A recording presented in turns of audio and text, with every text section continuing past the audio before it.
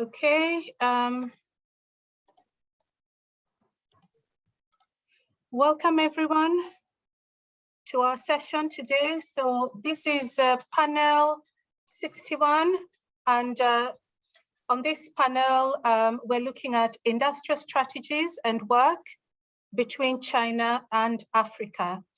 So in terms of a housekeeping, before we start, you're free to pose questions in the chat, and the panel members will respond, and I'll keep coming back to the chat to have a look.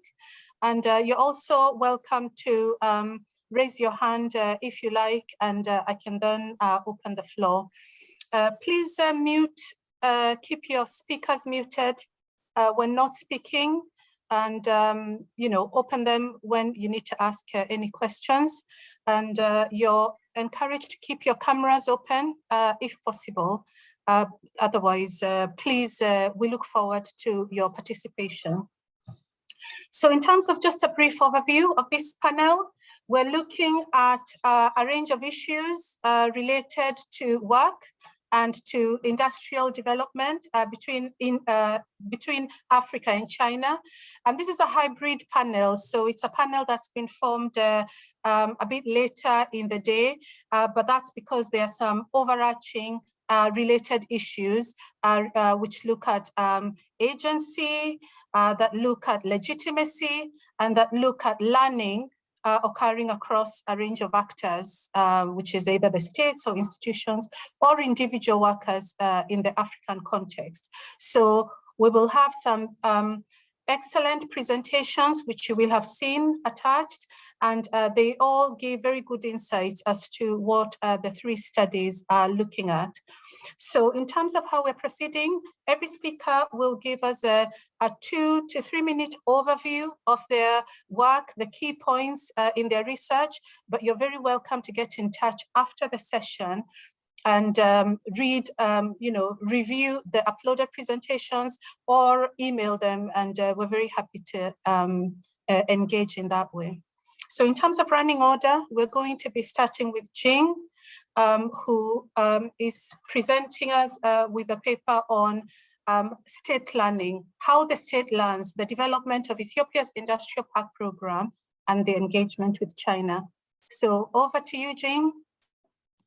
Thank you very much, Rosalind. Thank you very much for everyone being here. Yeah, it's such a wonderful opportunity to present in the DSA conference. So my presentation is about my PhD project, which I'm going to finish very soon.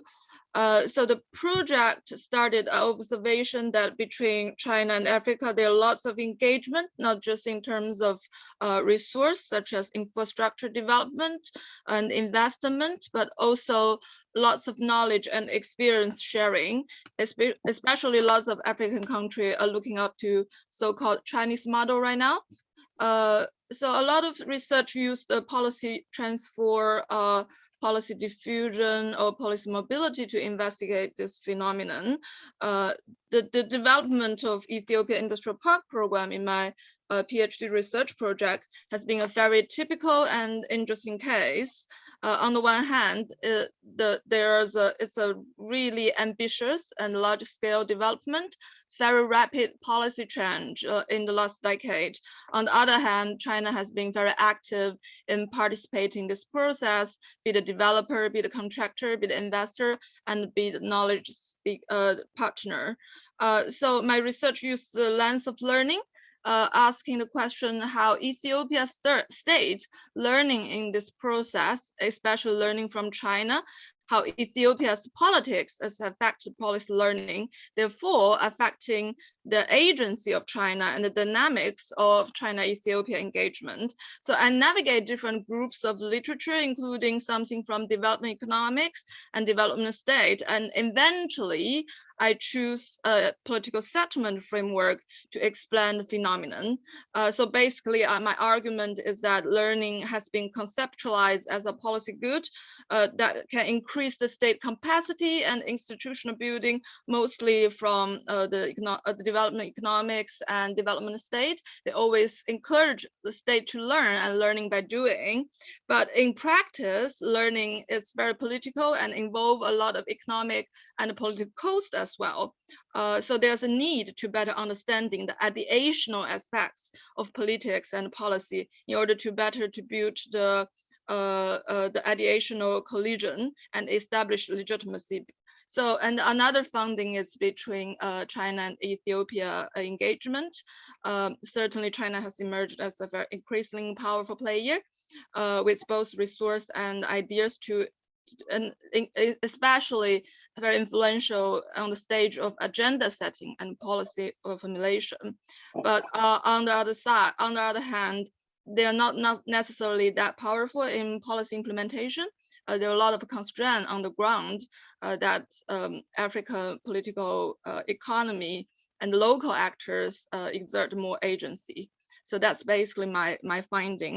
I haven't had chance to look up to look into the question Rosalind has posed, but I do learn a lot from both you and Pippa's slides as well. I think there's a common interest about China's role in Africa's industrialization and urbanization, and how African politics has affected these roles and agencies. So on the one hand, my general question is about how you know, like how this empirical study can actually better build up the theory, because there's a kind of lack of theoretical foundation of China-African study, as a lot of people have mentioned. And then another question of me is that also, what is the implication of Chinese role in the African general urbanization and industrialization? So what African urbanization, urban development and industrial development will look like as a result of Chinese intervention? That's basically my question. Thank you very much. Thank you. And that is a very concise summary, Jing, of a very interesting presentation. Pippa, you have a comment. Do you want to go ahead? Oh, I don't have a comment. I was just using the clap hand reaction to in place of applause. Oh, I don't have a specific comment at this stage. I do have some questions, but I'll leave them till later. I won't interrupt now. Excellent. Sorry for causing confusion. No, applause at all times is welcome. So thank you very much. The second paper to go will be a paper that was been presented by Moses Dang, who is my PhD student, but is not available today. So I've stepped in and I will present that paper. So the study was around who builds African cities, and the context informing this research was trying to look at the construction of development. Within Africa and from an African perspective, we see development being viewed as very urban. The construction of cities and the movement of migration of people from rural areas, of Africans from rural areas to the urban areas where they're getting involved in these big infrastructure construction projects by a range of actors. And we were very interested in looking at this from the African point of view. So from the perspective of African actors who are the main providers of labor within these development projects, working alongside other actors. And just to put this in perspective, this project exists along a different one where we looked at the transfer of technology between Chinese and African workers, and we were in terms of the findings from that other study, we saw that there were major challenges, major constraints to the transfer of technology from Chinese to African workers for a range of reasons, which are reported in a different paper, which I will link to later. So with this one, we were very interested in what the African perspective is in terms of work, how they experience work, and what are sort of the barriers to work-life balance, which is particularly found in the construction industry. So we navigate a range of literatures to try and look at these questions. So the main research questions really we were looking at is, what are the key drivers of work-life imbalance among these African construction workers working on these infrastructure projects, and look at the availability of organizational initiatives to support them. And lastly, we were looking at how Africans responded, how Africans coped with some of the issues around well-being. So in terms of the literatures we were trying to look at to inform this, we were very interested in literatures around development as freedom, or development as capabilities, the ability of Africans or of these workers to choose, or whether development was, as being pushed by other views as, just modernity, building big infrastructure projects, comprises development. We also looked at literatures around resource-based views. How do individuals respond when work commitments and family commitments come into conflict? We were also quite interested in what we were calling social exchange theories. And these are really, how do these individual workers cope? How do they engage with both their employers as well as their families, or the other sources of pressure that constrain them at work? So we've Moses and Moses is still navigating a few of those, but in any case, he's gone, and we went to collect data in 4 different cities in Africa. So in Abuja and in Jos, which is in Nigeria, as well as in Nairobi and Mavoko. These are places where a lot of infrastructure development is occurring. So he's collected quite a bit of data. We have about 65 interviews, which is working through, and about 300 questionnaires. And they speak to a lot of the issues, some of similar issues as you found in your study. So the main, just to very quickly summarize, the preliminary findings tell us that Africans are using a variety of strategies to cope with the challenges of work on these projects, and some of that is linked into a few of what you find in your own papers.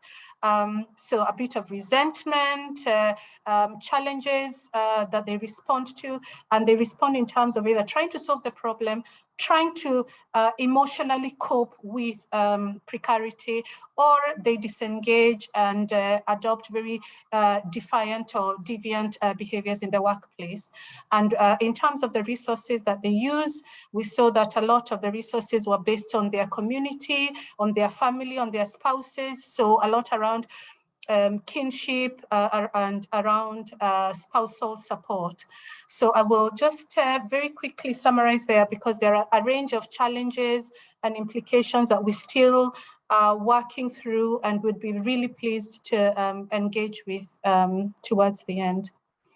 So I will hand over the next section of the panel to Pippa to give us an overview of your study. Welcome, Pippa. Sure, thank you so much. And thank you for convening this panel. It's great to be here virtually with both of you.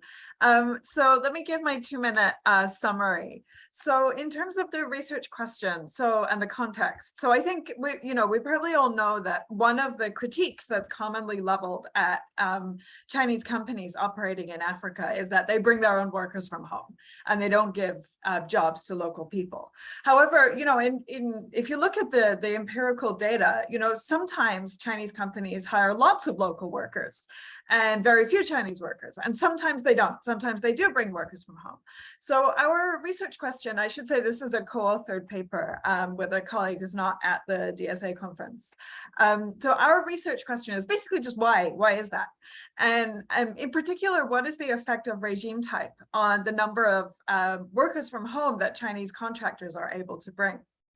And our argument is essentially that less democratic countries allow Chinese contractors to bring more workers from home, all other things being equal, because the benefits in terms of projects being finished quickly by politically neutral workers tend to outweigh the costs in an autocratic context.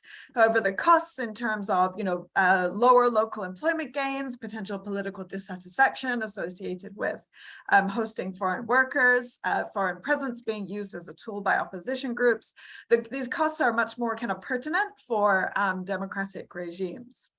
And so we test this argument using statistical analysis of a panel data set of from 2004 to 2019, and also 2 diverse case studies of Algeria, which is a single party anocracy. It's not really an autocracy, it's more of a hybrid regime. But in Ghana, which is one of Africa's most kind of vibrant democracies. And we basically find through this analysis strong support for the argument. And so what are the broader implications of this? So first of all, if we're thinking of the developmental implications, the findings imply, although this is not something that we empirically test, it's just a potential implication, but they suggest that the benefits of Chinese infrastructure construction might be greater in more democratic states than in more autocratic ones. So Chinese projects may be more likely to create jobs in a more democratic context because they're hiring more local workers. And they may also be more likely to lead to knowledge spillovers and technology spillovers through the hiring of local workers who gain skills from working on Chinese projects and then take those skills with them into the broader economy.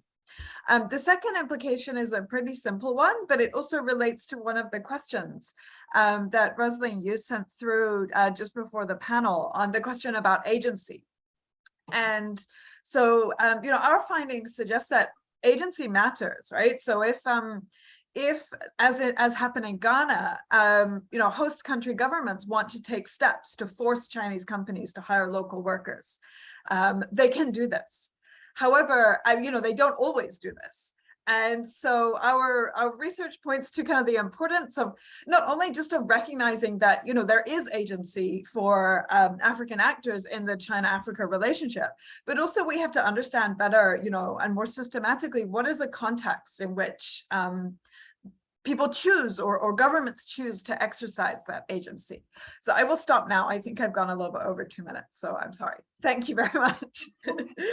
Thank you. This is excellent. Very many issues there to sort of unpack, but that have links to part of what Jing highlighted here around the role of agency. So it would be, I'm just checking the chat to see if there's any questions, but and there are none. So if we could maybe just explore this issue of agency in terms of the projects that we've looked at. Jing, I know you've looked at agency, or you mentioned something to do with agency in terms of the Ethiopian government and learning there.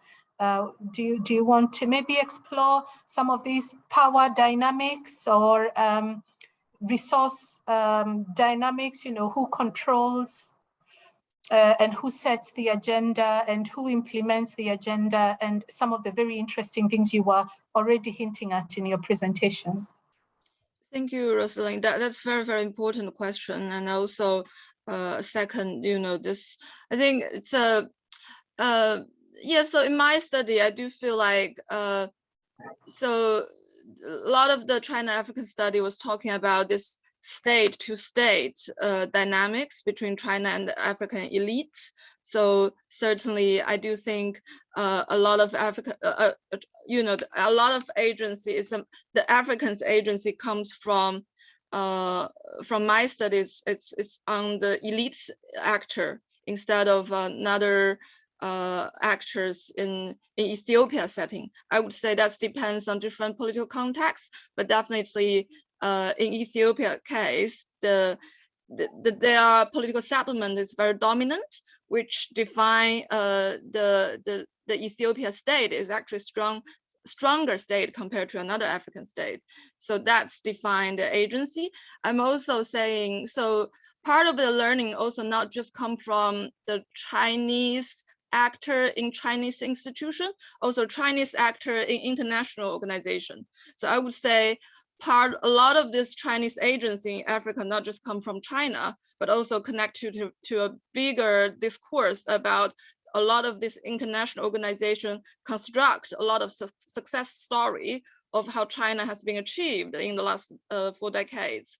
And that's actually give a lot of African elite actor a certain kind of vision what the African country should look like in the future. So that's sort of 2 interesting things I want to highlight. I think these are really, really interesting and insightful points. Pippa, would you like to maybe look at that, maybe from your perspective on the study? So some of these, unpacking a little bit around that agency and who sets the agenda, who responds to the agenda, and some of those resource dynamics. Because I know, you said something around the African states have agency, and less autocratic are more likely to import or welcome Chinese actors. How do you see the power dynamics between the African states and China? Or is this just looking at the African states only? Some interesting things there, but yeah, take it on and let's see. Thank you. So these are such important and such interesting issues. So I guess probably start with a kind of limitation of my study is that, we just look at the kind of central state level and the national level. But whereas, that's I think that's leaving out quite a large part of the story in terms of, central local dynamics and the agency of, individual people and companies. So I guess I would, so reflecting on that, limitation of my study and, potential area for future research, I have a couple of questions for both of you actually about how this issue of agency arises at kind of different levels within your work. Both of your presentations and papers I was just super fascinated about. So I guess I'll start with Jing. And so one of the things that, as I was watching your presentation, came out to me was that, in Ethiopia, the central local dynamics are very important. And I live in China, so being in China,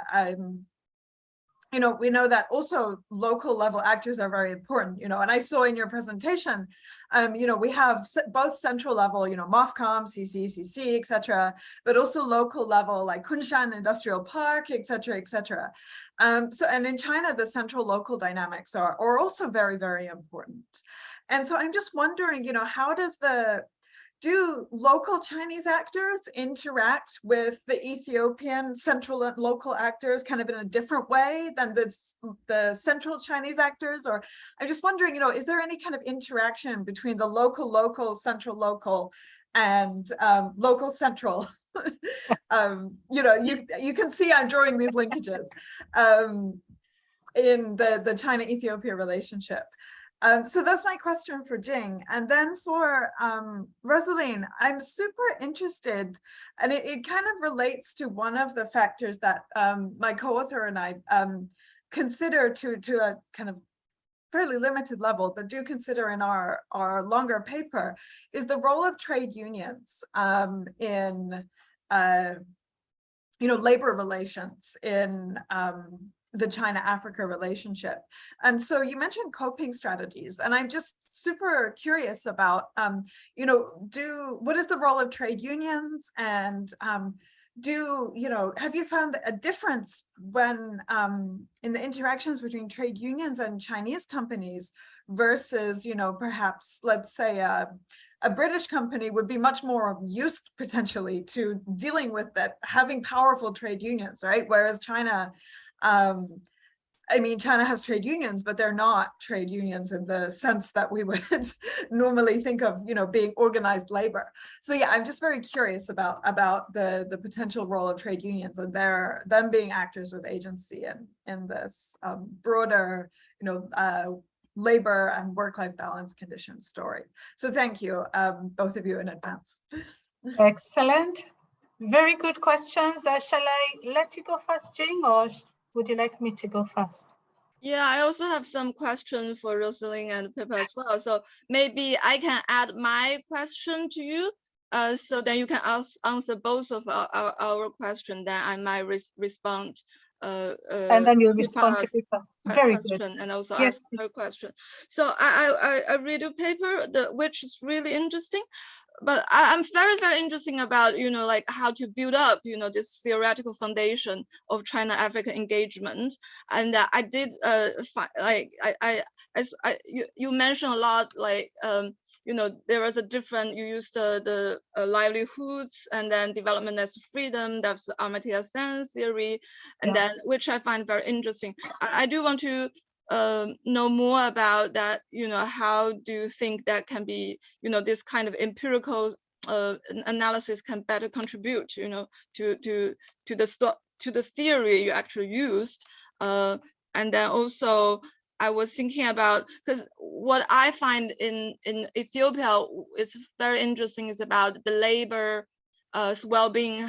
So one of the interview I got is that the housing situation actually affected the labor productivity. But I saw you mention a lot of things about technology, knowledge transfer hasn't happened yet because the labor well-being. So I was thinking how the role of housing has been also integrated into your research, or has been or hasn't been.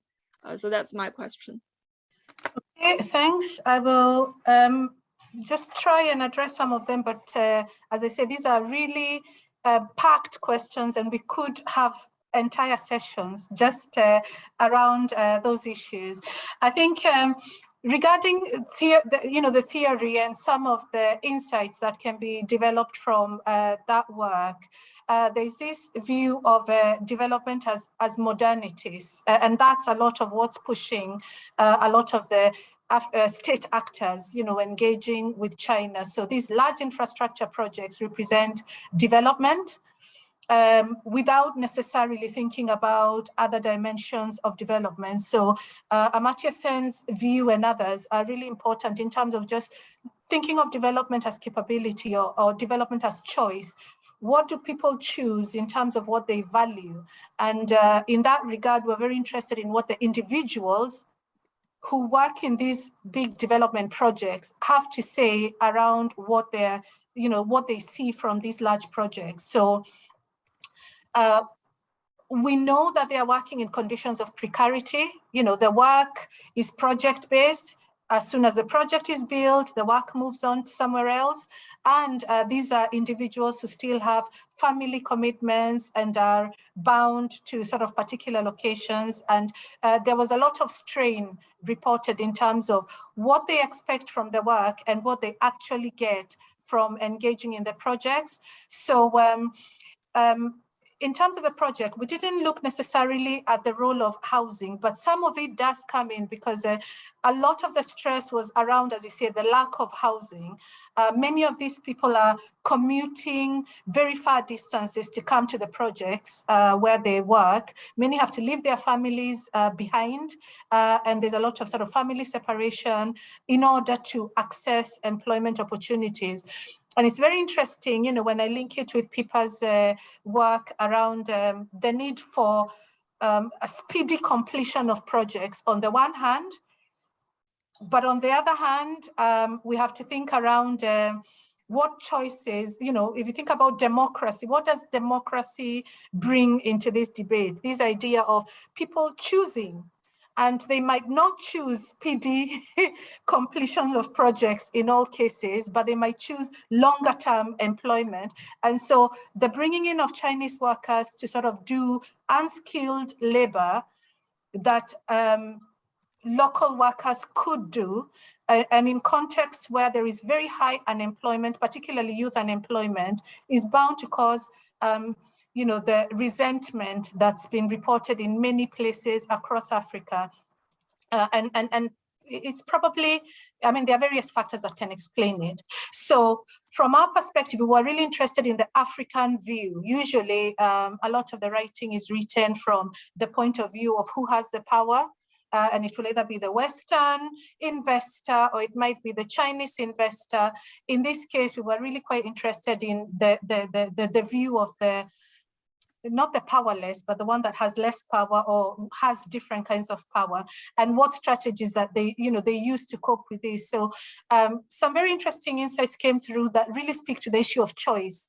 Do they have choice? Are they free to choose? And how they responded. So I don't know if that's, I mean, I can expound a little bit more in terms of how they worked to solve the problems. Or how a lot of them turned to, I won't say distract themselves from the problem, but they sort of accepted the situation, accepted whether there would be what they viewed as exploitation, very low pay, very long working hours, dangerous working conditions, lack of PPE, you know, personal protective equipment, because the PPE that is in these sites was only kept usually for when the government inspectors attended. Otherwise, generally, they had to provide their own. So a lot of mental stress, a lot of family stress, a lot of displacing responsibilities to other family members in order to engage in this kind of work. And what was a little bit interesting was how the workers said that they actually actively engaged in deviant or defiant behaviors in the workplace. They misused, reported, sometimes misusing company resources because the trade unions and the managers and the state were not doing enough to help resolve their situation. So they did, it touches on a little bit of what you say, Pippa, on trade unions and labor relations. As trade unions are, I would say, comparatively weak compared to some of the trade unions in other contexts, partly to do with neoliberal reforms that mean that we need flexible labor and less protection of workers in many of these contexts. So trade unions did try, but there wasn't sufficient power to balance against the influence of capital or government supporting the investors as much as they could. Occasionally, they appeal to political leaders. So there's a lot of political engagement around these treatment of workers. And I think there was something that was mentioned or questioned. I don't think I've addressed all the questions, but I might stop there just to give you a chance, Jing, to maybe respond to Pippa's questions, and then I'll come back. So I'm hoping you remember Pippa's question.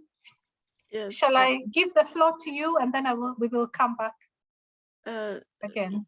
I can answer Pippa's question, but no, thank you. But does Pippa want to say anything?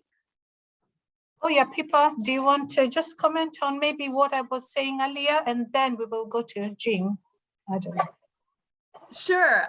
Yeah. So it's interesting to hear you say that the trade unions are relatively weak, which confirms my existing understanding of the role of trade unions. I guess it's an area that I'm interested in doing more work on. It's not really something that I've studied in any kind of detail, but just building off the regime type question that my paper is about, I'm just kind of curious if trade unions have a different role in different contexts. But I will turn it back over to Jing because we don't have too much time left. Yeah, we do need another 40 minutes. Hours, just because yes, we are highlighting lots of issues. Yes, Jing, floor is yours. Thank you so much. I mean, I just want to quickly comment on your response to my question. I normally look at things because I used to work for the government, so I normally look at things from a state perspective. But I do really appreciate all of this serialization, and then a lot of this study, like looking from the individual perspective, and then how individual agency from bottom up can sort of shape the future development. I do think that's quite important thing for me also to look at in the future. So go back to Pipa's question. I really like this question because this is one of my favorite my favorite topic area about this central local relationship. So I would say this central local relationship in Ethiopia has been the biggest constraints for Chinese actor to exert their agency. And then so on the one hand, you have this ethnical federalism as a formal institution in Ethiopia. And on the other hand, you have development paradigm, which the federal government pretty much control all of the resource. So especially in terms of land. So in the development industrial park program, the land is de facto belong to the local government, but in fact, all the land has been provided for free in the implementation of this park. So you can imagine there's a lot of tension between federal government and the local government, and this tension is not just it's just not a single case in Ethiopia. There's a lot of African. I think the African state structure has sort of very centralized, has democratic institution in name, but in reality, they are very much centralized. So, so one of my suggestions is to actually build up to look at more ideational aspects to see the importance of idea in this policy making and policy implementation, and to build up this ideational coalition, and have more discursive strategy from central government to the local government. And that's what exactly China has done after the opening up.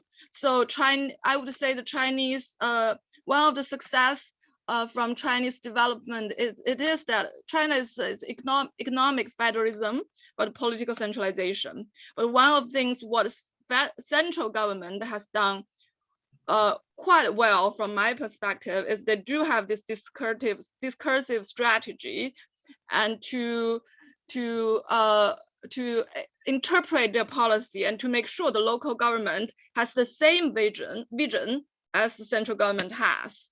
So I would say, yeah, this is something it's interesting to look at in the future. Lovely, thank you. And I think on that point, I've seen a note saying that we are coming to the last minute of our session, and I would like for us to continue this conversation after. I hope, well, we've got our emails. I hope we can keep in touch. And for the audience members, all the presentations are available to download. Thank you very much for joining us. I know, Claudia, you have to go to the next session. So really pleased you could join us, Pipa. Very pleased you can join us, Jing. Thank you, everybody. Thank you. Can I just say one more? Thank you, Charlotte, for the comments in the chat. Sorry, I couldn't attend yesterday, your session, but I will catch up all the recording. And also, Pipa, I have some question for you as well. I will follow up with email to you. Awesome, please do. In terms of paper, yeah, thank you so much. Thank you. Thanks so much, everyone. Thank you very Pipa. much. Thank you, Claudia. Much Thanks appreciated. for your great convening. Much appreciated. Bye-bye.